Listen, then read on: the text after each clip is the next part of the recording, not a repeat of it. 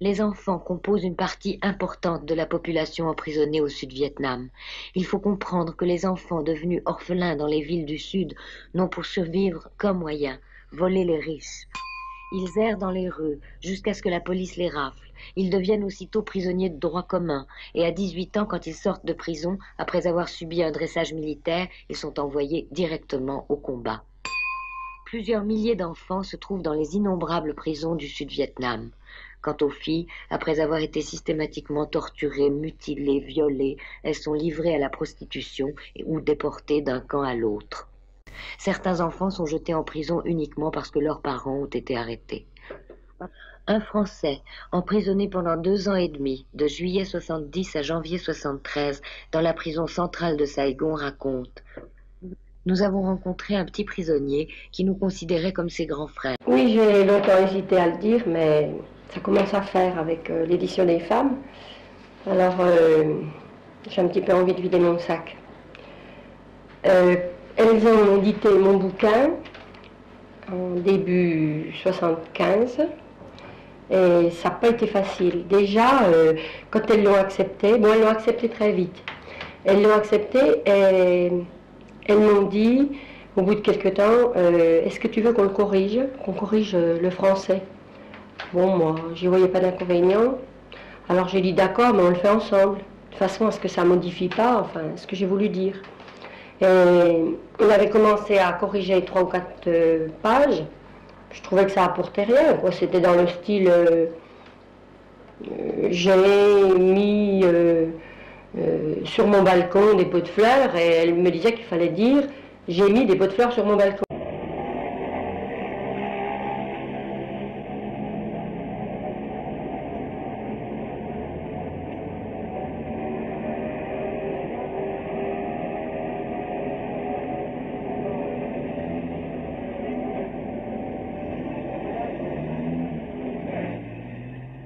Puis maintenant, bon, c'est le cri qu'on a lancé sur les radios, c'est le cri qu'on lance dans les télévisions, c'est le cri qu'on lance partout, que toutes les femmes de France qui se sont concernées, même si ce ne sont pas des prostituées, mais toutes les femmes viennent nous aider dans toutes les églises où il y a des prostituées, qu'elles viennent nous aider parce que nous avons besoin d'elles, parce que maintenant c'est plus le fait que ce soit des prostituées, c'est le fait que nous sommes des femmes.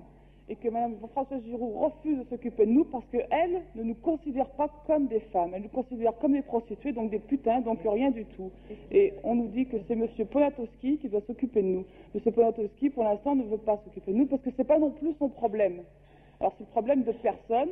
Alors on voudrait que quelqu'un prenne la parole et nous mette...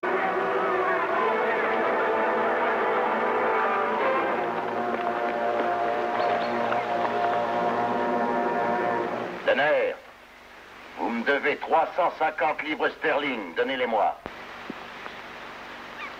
Je vous paierai. Jamais. Notre marché est rompu dans ce cas. Vous pouvez garder votre sœur. Ce sont vos coutumes, paraît-il. Pas de fortune, pas de mariage. Nous sommes quittes. On en revient aux vaches d'Anne Sylvestre du début, c'est-à-dire que cette pauvre Maureen O'Hara est traitée exactement comme...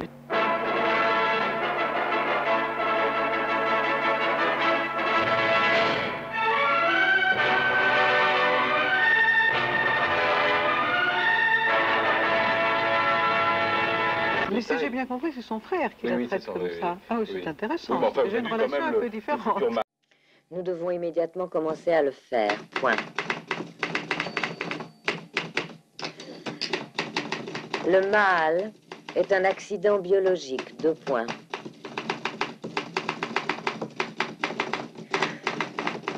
Le gène mâle Y est un gène femelle X incomplet, virgule.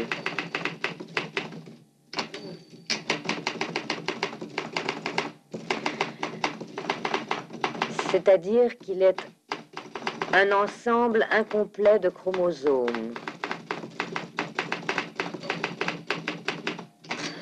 En d'autres termes, l'homme est une femme incomplète, virgule.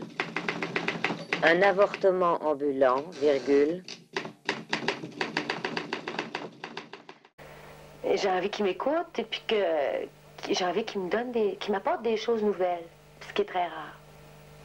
C'est les femmes qui m'apportent des choses nouvelles, vraiment. Je suis très, très, très excitée par la présence, très énervée,